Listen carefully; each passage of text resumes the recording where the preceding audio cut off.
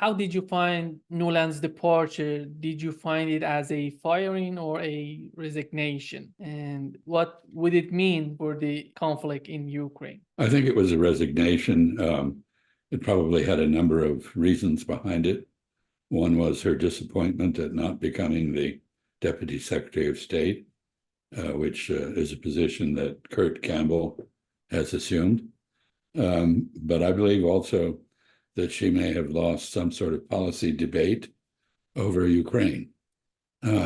She has been a proponent of using Ukraine to weaken and isolate Russia, to punish Russia, if you will. And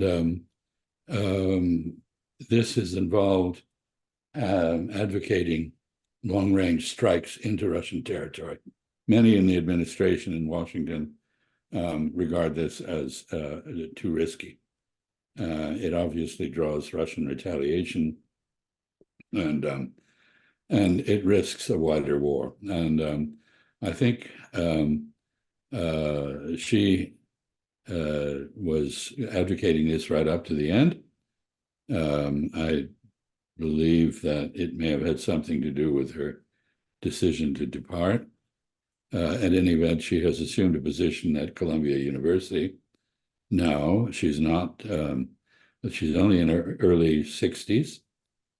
She's not disappeared from the American scene. She and the neoconservative group that she epitomizes, represents, have not ceased to have exercise influence by any means. There may have been other issues that involved her resignation, for example, disagreements over the weakening Biden position in support of Israel.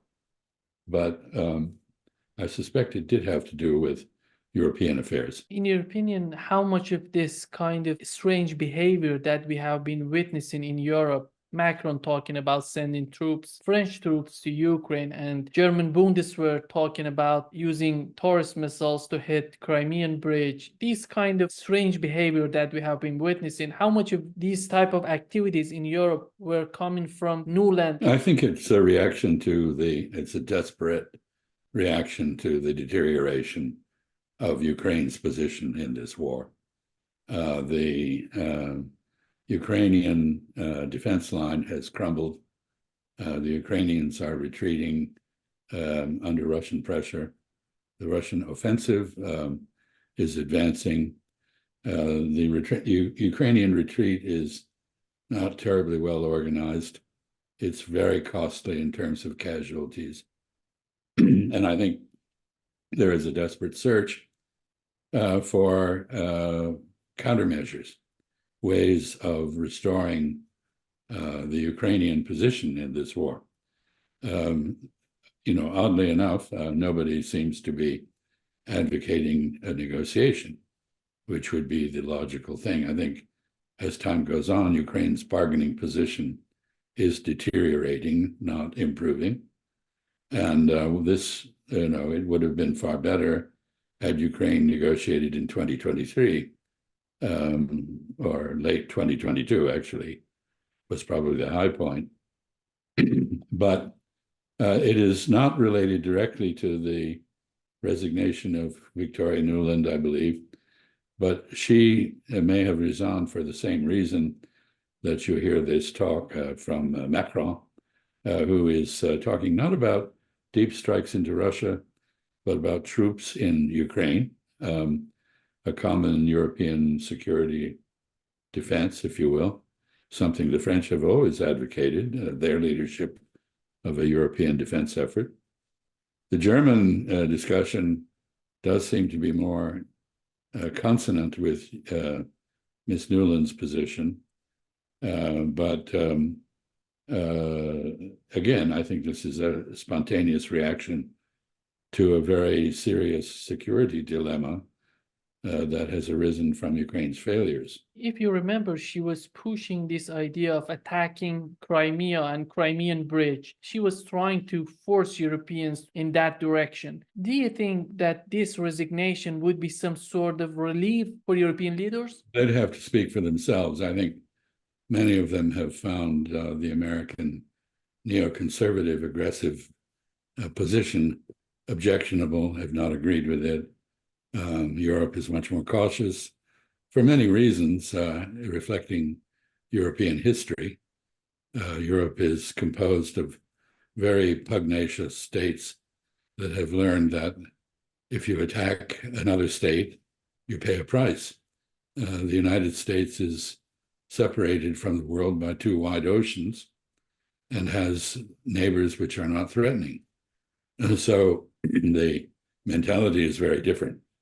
But I think the issue for Europeans now, as it has been for a long time, given American political trends, the collapse of support for the war in Ukraine in many respects in the United States, and the fact that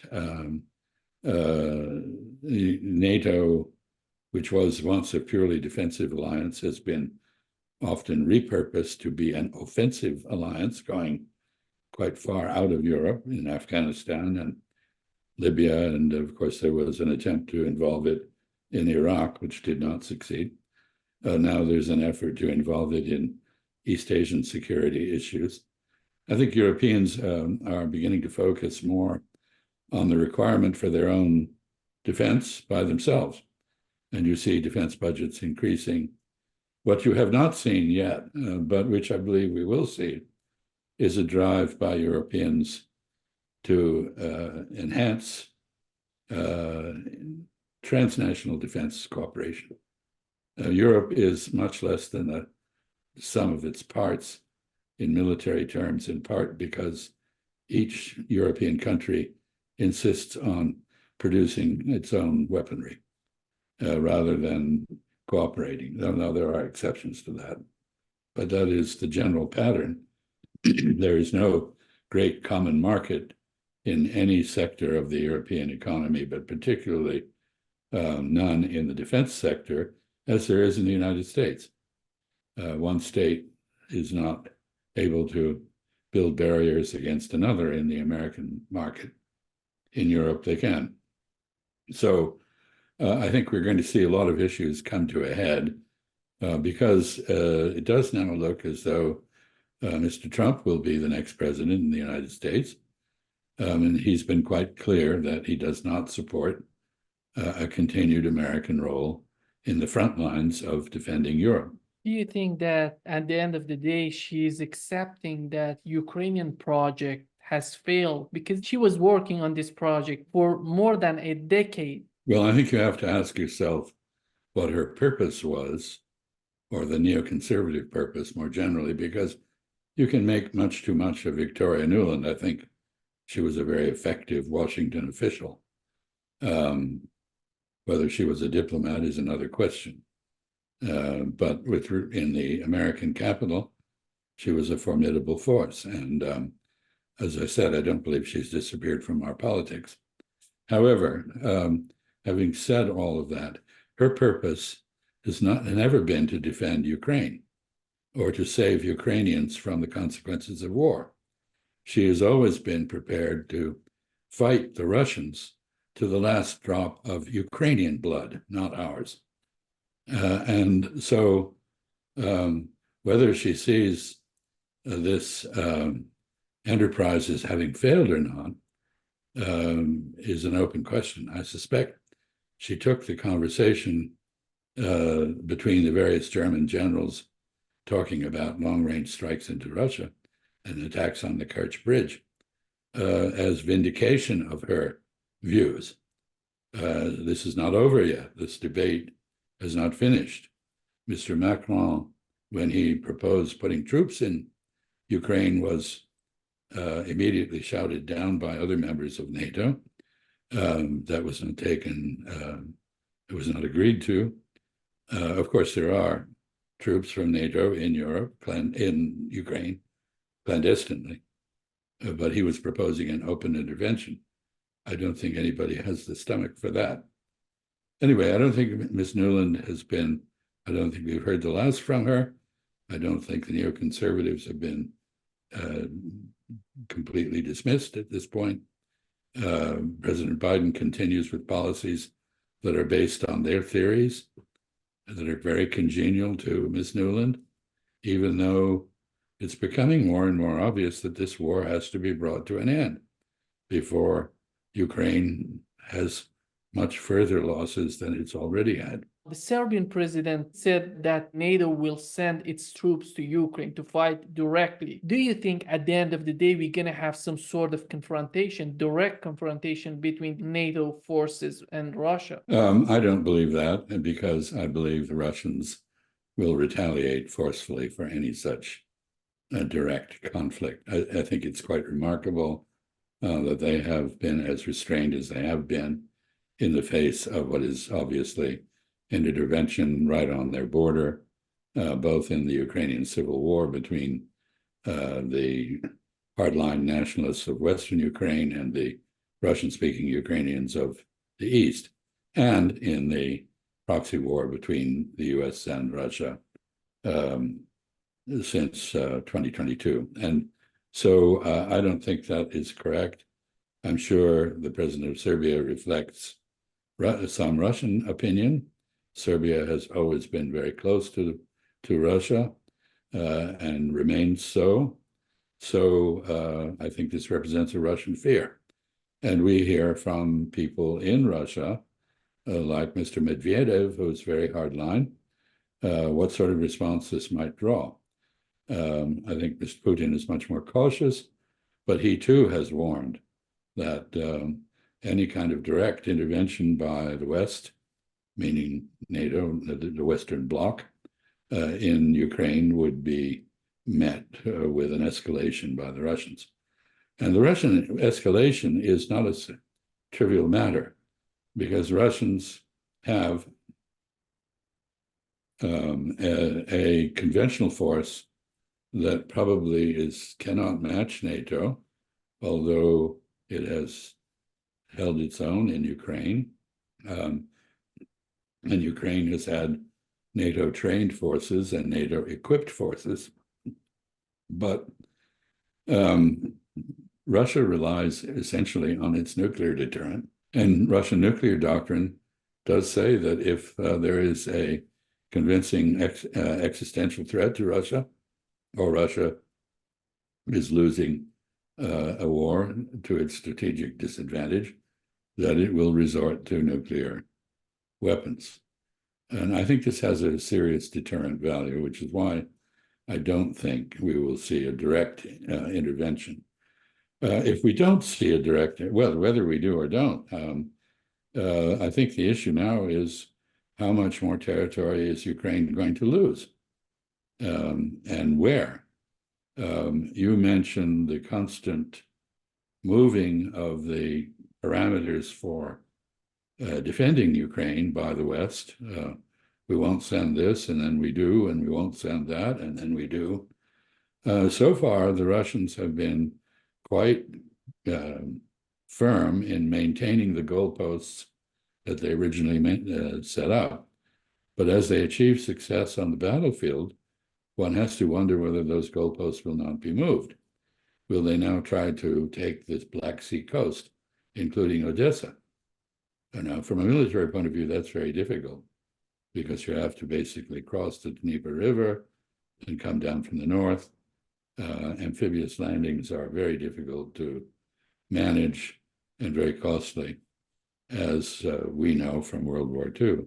So I think it's not easy, but we're beginning to see major gains in territory in precisely the areas from which a southern attack, an attack to the south, could be staged by the Russian army. Zelensky recently had an interview with Fox News in which he said that nobody cares about Avdiivka. We know that Ukrainians were suffering a lot in this conflict in Avdiivka, and finally they lost Avdiivka. And it's so amazing how he sacrifices all of these people to a conflict, and then he came out and says it doesn't matter for us. And the other thing that he said that it was so amazing, Ukraine doesn't have a backup plan, doesn't have a plan B. Who's gonna convince Zelensky and his administration that Ukraine finally needs a plan B? It doesn't seem to me that he can be convinced.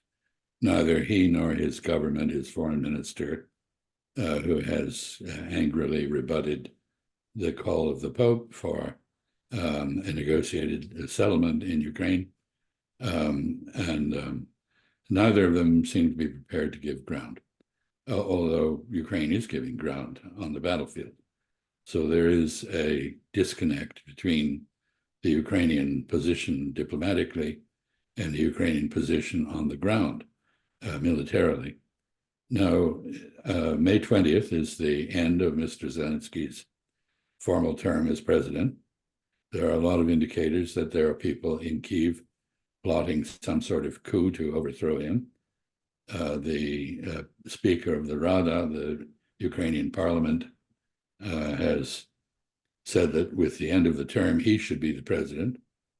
So I think the answer to the question you pose is that Mr. Zelensky will not be convinced, but he will, one way or another, be bypassed or set aside by other Ukrainians who see that the survival of the Ukrainian state and the Ukrainian nationalists in its western part remaining in charge depends on accommodating what has happened on the ground, namely doing a deal with the Russians. Now, the problem is, of course, that given what's happened, the Russian bargaining position has steadily strengthened, and any negotiation will be on largely on Russian terms, which will be a defeat for the West and for Ukrainian ultranationalists.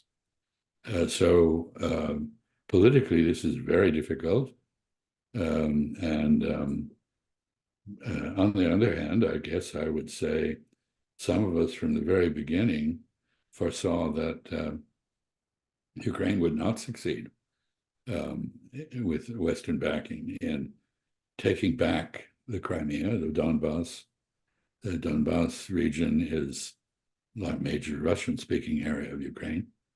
The government in Kyiv did everything possible to alienate those Russian speakers, and many of them took refuge in Russia. There's a very large refugee population from the Donbass in Russia, and I think this has not worked out the way the followers of Stepan Bandera had hoped. We know that Victoria Nuland was recently in Kiev to solve the problem that they were having between Zelensky and Zaluzhny, and finally it seems that she was supporting Zelensky over Zaluzhny. Do you think that her resignation would affect the position of Zelensky in Ukraine? Well, certainly he's lost a very strong backer in Washington, and that she clearly was. And Zaluzhny, of course, as the commanding general, very familiar with what was happening on the battlefront and what was possible and what was not possible, had called for a major increase in conscription, for expanding the Ukrainian armed forces with a draft. And this is politically and perhaps demographically impossible. I don't think there are very many young Ukrainians within reach of the Ukrainian state to augment the current forces in Ukraine. So Kyiv has run out of cannon fodder, if you will, and the replacement of Zaluzhny by Zelensky with a general who has a reputation for frontal assaults represents a kind of desperation. And even that general has found it necessary, as you indicated, to retreat from Avdiivka and to conduct a retreat more broadly across the battle lines. So this is a reality that, magical thinking can't overcome. We know that recently at the border between Ukraine and Poland, they have been dealing with some problems because the farmers in Poland are not happy with the situation at the border with Ukraine. Let's assume that Ukraine end up to be a landlocked. How Washington going to manage these problems in that region? Well, I have no answer to that question, but I will say that the relationship between Poland and Ukraine is complex. You're right. The closure of much of the exports from Odessa and grain exports through the Black Sea has produced a surplus of grain for export from Ukraine at prices that undercut Polish grain. So it's not surprising that Polish farmers are upset about this and oppose that trade. But more importantly, Poland is fiercely anti-Russian because of its history. Poland has invaded Russia, but more recently, the Russians occupied Poland, and it was not a happy experience for the Poles. Among other things, they lost a great deal of territory, which was given to Ukraine by Joseph Stalin. Galicia, the western region, which is the most ardently ultra-nationalist of Ukrainian regions, was once part of Poland. The Poles remember, even if people outside the region do not, that Stepan Bandera and others like him, who were part of the German Nazi SS in World War II, murdered 150,000 Poles in that very region. They also killed 250,000 Jews. When this new Ukraine makes Stepan Bandera the founding father and renames all sorts of places after him, erects statues to him, and so forth, and so on, this is a grave insult and a terrible thing for the Poles to contemplate. So you have a conflict between the common anti-Russian spirit of Western Ukrainians and Poles, on the one hand, versus the opposition of Poles to those very same Western Ukrainians historically. And I think we're seeing this complexity played out. So that is what we would do if Ukraine is, in fact, reduced to a landlocked state. I do not know. I mean, that would mean, in effect, that much of what was most valuable in the Ukrainian state that became independent after the collapse of the Soviet Union will have been annexed to Russia. The Donbass is the major industrial area of Ukraine, very closely linked to the Russian economy. The other regions are major grain-producing regions, Kherson, for example, and Zaporizhia. And I think what would be left would be a very weakened, impoverished, and probably still very corrupt state, which would be trying to get into the European Union, which would insist on reforms, because the European Union's accession process has been very effective in helping those seeking to join the EU to overcome domestic problems like corruption, the absence of the rule of law, human rights issues, and so forth. But the demands on that Ukraine, that rump Ukraine from Brussels, would be very, very large. I don't know what the United States would do about that. I think really we are heading into an era in which Europe, in its own interest, must become more independent of American influence, more self-sufficient, both in the defense area and politically, and Ukraine would be a test of that. The western part of Ukraine, we have various ethnicities. If at the end of the day it ends up to be a landlocked, that's going to affect the western part. This is the essence of the problem that the Ukrainian state confronts and has created. Let's remember that the civil war in Ukraine began after the 2014 Euromaidan coup, when the new Ukrainian government overrode the previous Ukrainian constitution's guarantees of ethnic and linguistic minority rights. It stripped not just the Russian speakers, but the Hungarian speakers, the Romanian speakers, and the speakers of many other languages, because Ukraine is a multi-ethnic state, or was, of their right to use their own languages for official purposes or for purposes of educating their children. this led to the revolt in the Donbass. It is a matter of great concern to Ukraine's neighbors. What we have heard Mr. Orbán, for example, the president of Hungary, speak about the 150,000 Hungarians who are citizens of Ukraine and who have been denied their rights. Now, these rights, to go back to the pan-European context, are guaranteed not just by the former Ukrainian constitution, but by the Organization for Security and Cooperation in Europe. These are rights that European culture and civilization has come to demand. So, for example, when Austria was neutralized and troops of the Soviet Union, United States, France, and Germany, and Britain rather, withdrew from Austria in the mid-1950s, one of the requirements was that the Slovene, Italian, Hungarian, and other minority populations in Austria be accorded exactly the rights that the original Ukrainian constitution guaranteed for similar people in Ukraine, and which have been taken from them.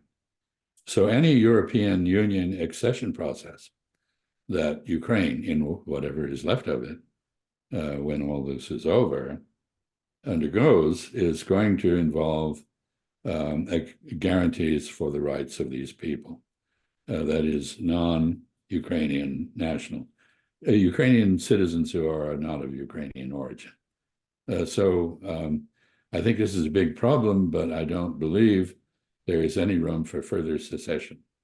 I think these minorities, there will not be territorial changes in favor of these countries, as opposed to the Russians, who were driven to make a war and will reap the benefits of that territorially. When you look at the guy who's replacing Victoria Nuland, John Bass, do you think that he's going to make some sort of changes in the policy in Ukraine, or you're going to find him in the same line as Victoria Nuland was? I really have no idea what his personal position is on issues. I think one of the problems with interpreting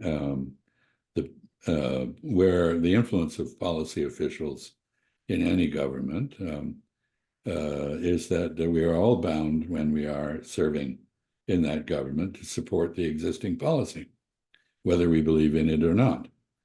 Now, if the contradiction between our personal beliefs and the policy becomes sufficiently extreme, as may have happened in the case of Victoria Nuland, we don't know, then resignation is an option. But normally, a government official is expected to practice what communists, Leninists called democratic centralism.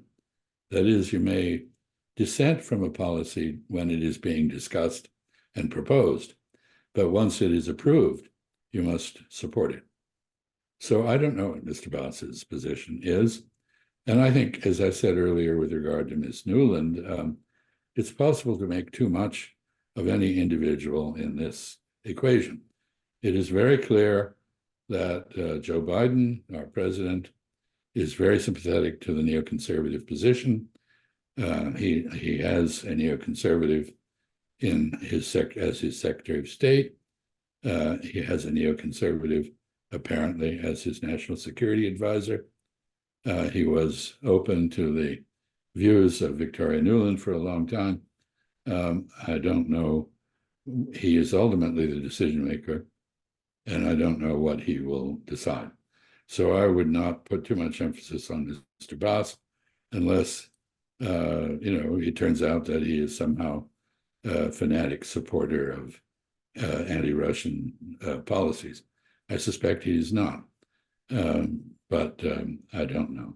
We know that Biden and his administration is trying so hard to convince Republicans to send more aids to Ukraine, and so far they were not successful in doing that. Trump has a good chance. It seems that all Republicans are supporting him. If he wins, what does it mean for the case of Ukraine? So I think the problem really is, and Mr. Trump is very likely to be the Republican nominee, almost certain, I think, at this point. Of course, he could die of a cheeseburger or something, this is possible. But barring that, I think he will be the nominee, the candidate, and he's very likely to win. I think almost certain to win, for various reasons having to do with the collapse of enthusiasm and support for Mr. Biden, who tried very hard to rekindle enthusiasm during his State of the Union address, but I don't think was seen by the groups that object to him within the Democratic Party as meeting their demands. So I think we will probably get Mr. Trump as president. He has been very clear, not only that he does not support this war in Ukraine, but that he wishes to disentangle the United States from NATO. He sees NATO apparently as a sort of business operation where you pay for protection or you don't get it. He's openly said that he would not honor Article 5 of the NATO treaty if the country that was threatened by Russia, why we only think about Russia as a threat is an interesting question, was not fully paid up in accordance with the 2% of GDP rule or some other arbitrary standard. So the danger, I mean, we know what he will attempt to do. The danger is that he will do it in an abrupt and totally destabilizing manner. Because whatever one says, he has no reputation for diplomatic finesse or much attention to the need for dialogue and consultation with allies. He tends to be quite unilateral. If that is the case, then a necessary adjustment in U.S. relationships with Europe and NATO, I think is necessary, which needs to be accomplished with a process that reassures Europeans, even as it extricates Americans from some commitments, will not take place. And instead, we will have an abrupt change, which will alarm people, and the reactions will not be clear. I mean, what will the European reaction be? It's already apparent that Europeans, 32 members of NATO now, including the United States and Canada, don't agree on many things. So you have Slovak views, Hungarian views, Turkish views, which are all quite different, Italian views, German views, French views. There's not much coherence. And a shock like an American disentanglement from NATO would produce something like a kaleidoscopic change, I think. You don't know where the pieces would end up. So this is a danger.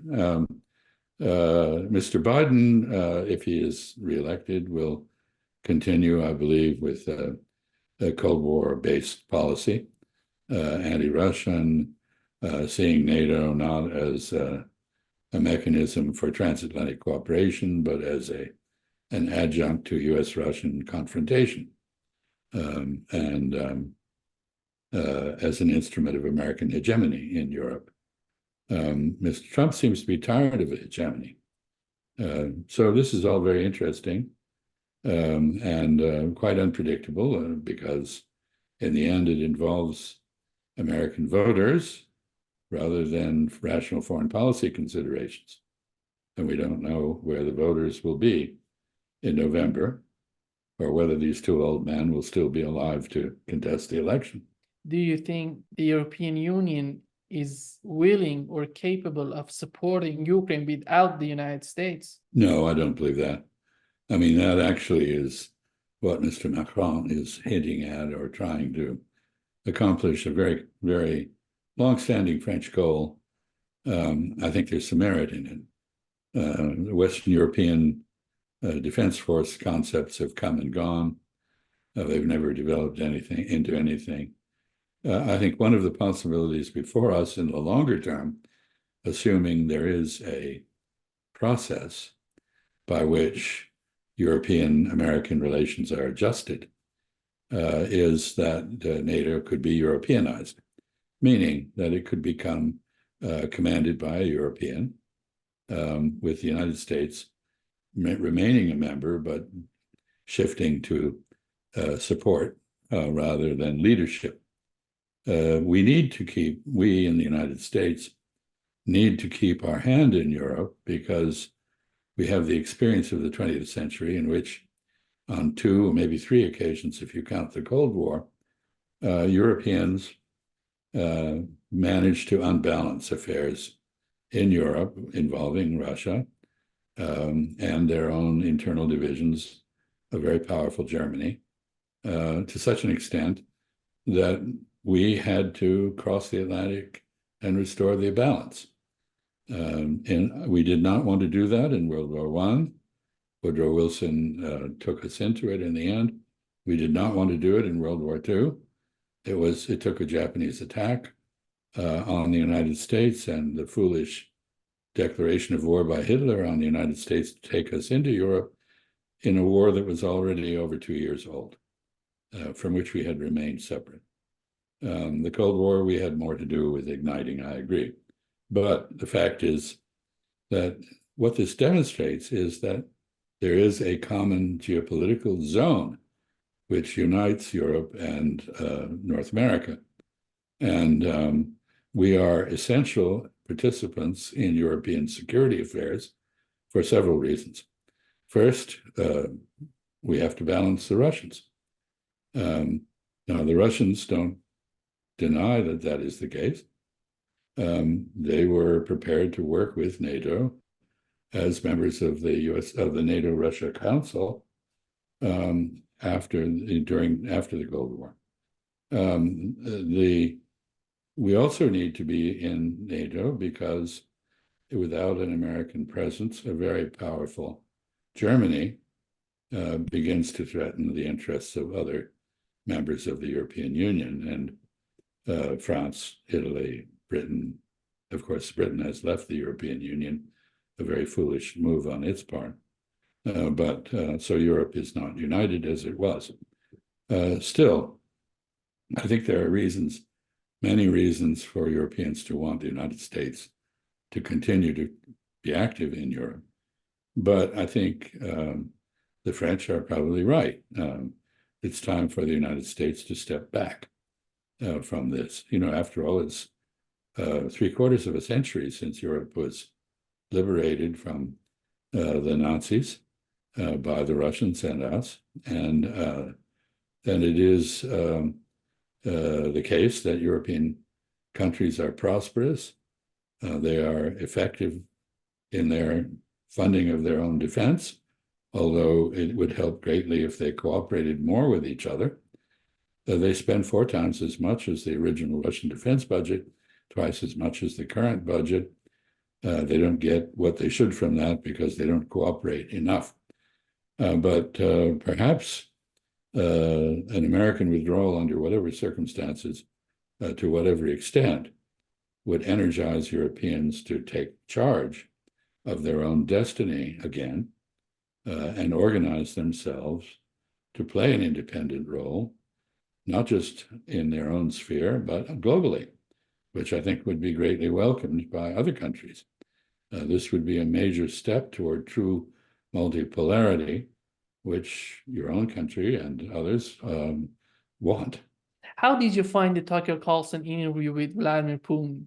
I thought Mr. Putin came across as very sober, rational, a strategic thinker. I noted earlier that he does not appear to have moved the goalposts in Ukraine. He continues to espouse the same ambition, same lack of ambition, if you will, same objectives that he did in December 2021 when he demanded a negotiation on 3 issues. First, the neutralization of Ukraine. Second, European security architecture. And third, the restoration of ethno-linguistic rights for Russians in Ukraine. In other words, the restoration of the Minsk Accords. I don't think he's changed his position. What I fear is that as the Russian military move forward in Ukraine, that he will move the goalposts. I mean, it would be very easy for him, given the way he sees the history of Ukraine, which he outlined at great length, probably very boringly for many people. I thought it was very interesting to hear his viewpoint, but I think he might very well conclude that Odessa was a Russian city founded by Catherine the Great. It was always Russian-speaking mainly, and it should be part of this Novorossiya or Russian zone in the Ukrainian component of the Soviet Union that became independent in 1991. So I think there's a real danger that in the absence of a negotiation, Ukraine will be further diminished. Mr. Putin will find a rationale for doing that, and that the losses that Ukraine has suffered, which have been catastrophic, will become even worse. But that is an apprehension. He did not indicate that in the interview. So I thought, and he did once again affirm, as he has constantly done, his willingness to negotiate a resolution of this problem. I think he has every confidence that the Russian bargaining position, as I said, has improved, not deteriorated, and that gives him even more reason to feel confident that a negotiation would yield an outcome that was acceptable to Moscow. Whether, of course, that was immediately met by the usual denunciation of negotiations by everybody but Pope Francis, who does seem to see quite clearly that would be a better way of saving Ukraine. In this interview, when it came to the relationship between Russia and China, he said that the Chinese foreign policy is not aggressive. They're looking for some sort of compromise and cooperation. He sees that this concept is lacking in their relationship with the United States. Do you see a near future that we're going to get some sort of compromise and cooperation between Russia and the United States? I'm afraid I don't see that in the near term. I think we have pushed the Russians and the Chinese very close together. Historically, these two countries, like Russia and Iran, have been adversaries, not allies, not even friends. And of course, we have also driven Iran and Russia together. So I think part of this was directed at the Russian audience or skeptics about the degree to which Russia can depend upon China. But I think it was also not inaccurate in its description of Chinese objectives. There are many objectives attributed to the Chinese, but you can look in Chinese literature, in Chinese political statements, which are quite comprehensive and readily available, and you will find no mention of much of what is feared by the West. Of course, China is reemerging as a very preeminent power, not only in its own region, but globally. That is, of course, consistent with the historical reality that for most of history, China was 1/3, 2/5 of the global economy. It was the largest, arguably best governed state on the planet. But it was also limited geographically to a certain territory. You know, to the north, there are frozen wastelands. To the west, there are deserts. To the southwest, there are mountains, Tibetan Plateau and the Himalayas. And to the southeast and east, there are seas. And there are formidable cultures and countries on all of these borders. China has 14 neighbors, with all of whom it has at one point or another had conflict. So China is in effect boxed in. And I don't think there's any evidence that the Chinese have any idea of expansion beyond the recovery of Taiwan for the government in Beijing. So I don't think they want more Koreans than they already have. They don't want to take Nepal. They don't want more Kazakhs or Uyghurs or Uzbeks or Tajiks or whoever to their west. And they have reached an accommodation with the Russians, which is to their advantage. I mean, they lost what is now the Russian Far East. That was originally part of the Manchu Qing Empire and part of China when the Manchus took it over. So I think what is instead happening is that the West is engaged in a psychological reaction to the reemergence of China as a country of great wealth and power after a long period in which it was not such. I mean, it was as late as 1820, it was 1/3 of the global economy. It lost the status of the largest global economy sometime around 1850, first to the UK and then to the US. And it's now very much clearly the largest economy in every respect that's important. It produces 36% of the world's manufactures. The US does about 13, 14%, about 1/3 that.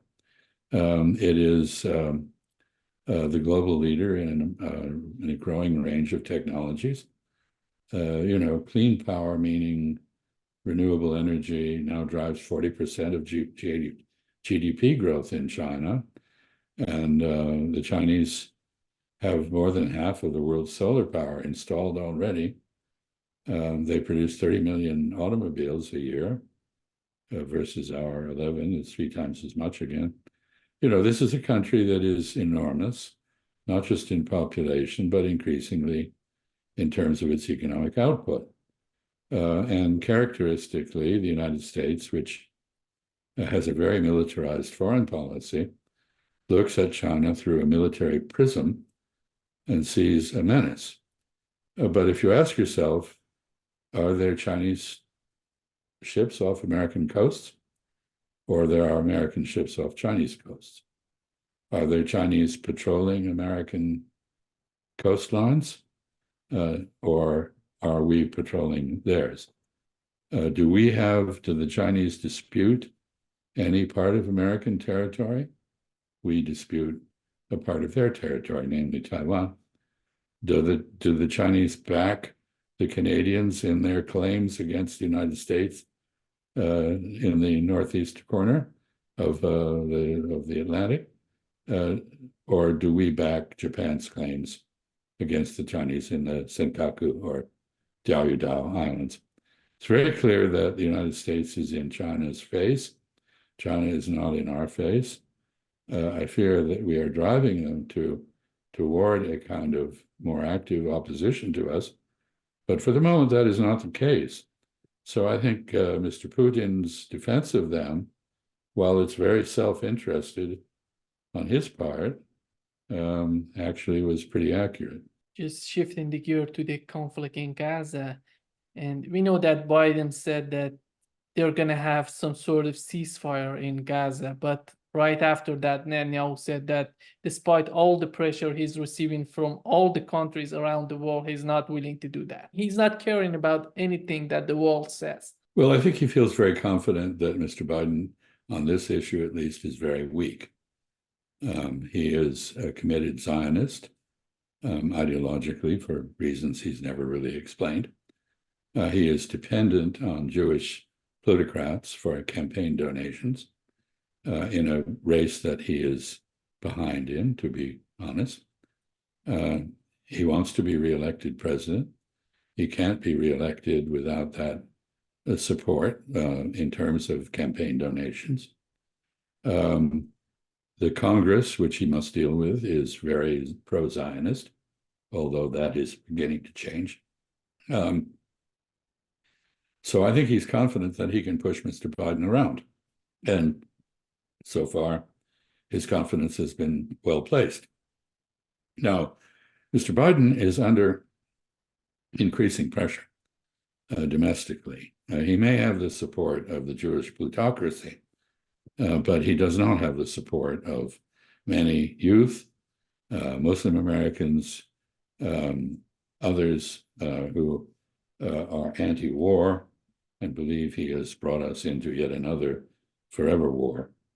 So he is, as he has done in Ukraine on the opposite front. You mentioned that he would draw a red line and then retreat and retreat and retreat in terms of supplying Ukraine with weaponry.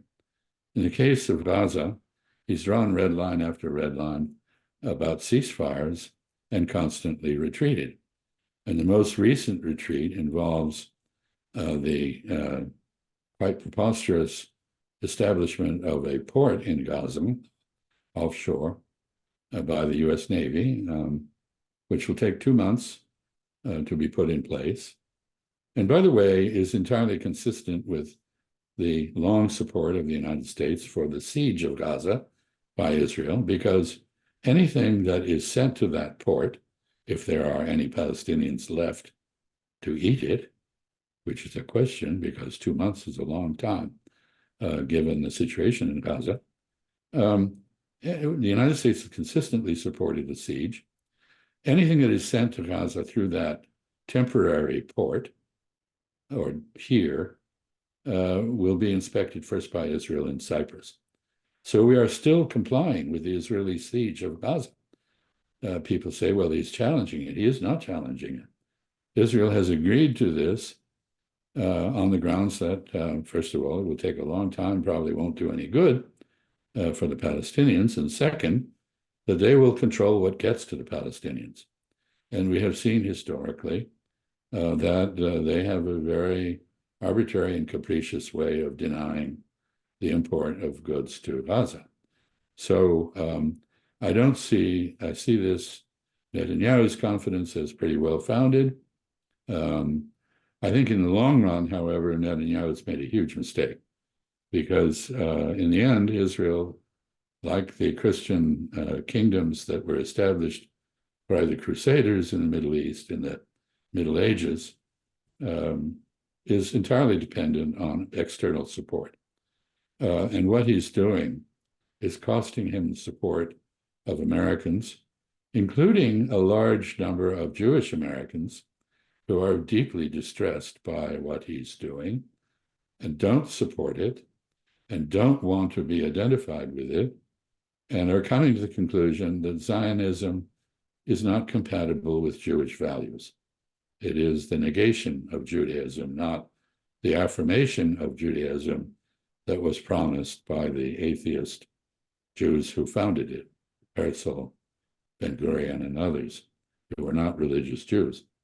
So, and they are aware that globally, the Star of David, which was once a sign of hope for rebirth from a Holocaust, is now regarded in much the same way that the Nazi swastika is, as a symbol of genocide.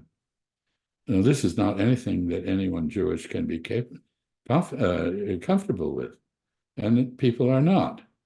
Now, there are some who are diehard supporters of Israel who only hear what they want to hear when they go to the synagogue on Saturday. But, you know, I think this group is older and it is being eclipsed by younger people who see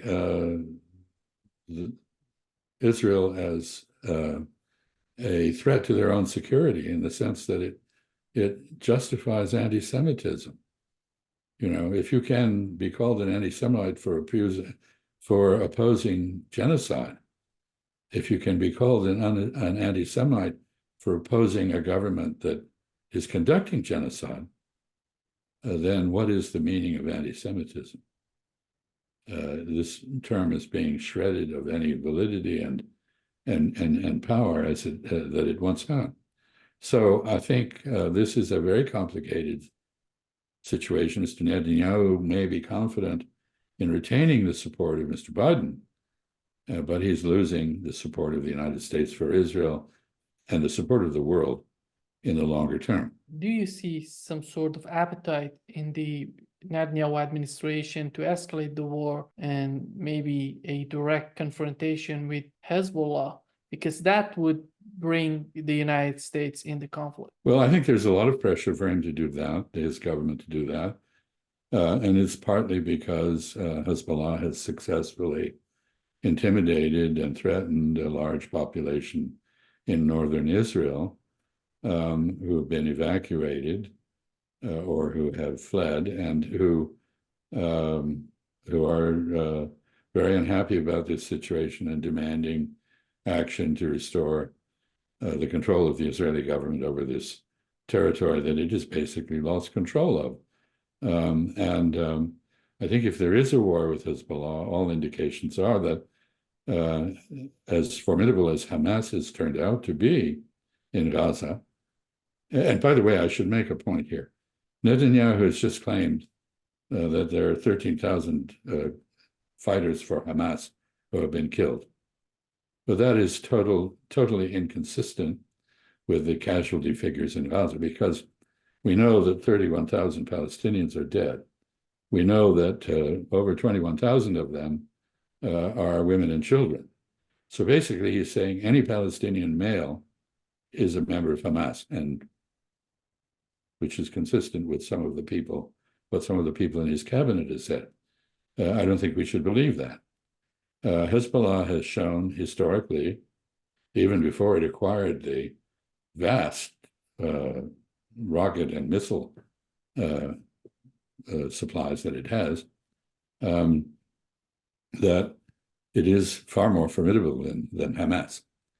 And I think a war with Hezbollah, first of all, it would not be supported by many Americans because they would correctly say that it had been instigated by Israel. Nasrallah, the leader of Hezbollah, has been very cautious. I presume this reflects Iranian advice. I don't think Iran wants a war, although Mr. Netanyahu would probably like that because he thinks it would bring the United States in on Israel's side. But I see nothing but cautious statements out of Tehran and out of Beirut. So I think if a war started, it would have to have been instigated by Israel for the reasons I mentioned, namely domestic pressure in Israel to restore control of the north. I hope that doesn't happen. If it does happen, I hope the United States stays out, because that would be a disaster for everybody. When they say that that's enough, this killing has to stop. Mr. Netanyahu is quite clear. This war keeps him in office. He wants to stay in office. He says it will go on until all of Hamas has been eliminated, which is utterly impossible. That will not happen. Hamas has been the flag carrier for Palestinian nationalism. It represents a great many people in Palestine, even if they don't agree with some of its actions. What the Israelis are doing is creating even further support for a Palestinian nationalism that is viciously anti-Israel. So it's not going to happen that the war comes to an end because Hamas is eliminated. Mr. Biden could bring this war to an end in an instant. If he suspended arms supplies to Israel, it would end. Israel cannot conduct this war without U.S. support. He is unwilling to do that. He's been unwilling to do it from the beginning, I think both for crass political reasons and because of his own racist support of Zionism. But I noted in that regard that one of the constituencies he seems to be losing in the United States is the African American church, which is a very powerful institution and worthy of much respect. These are people who are real Christians, not fake ones, as they've shown repeatedly when they have been attacked. They are forgiving, they turn the other cheek. But in this case, they identify with the racist oppression of the Palestinians. And this is producing a divide in the United States that is very injurious to Mr. Biden's reelection prospects.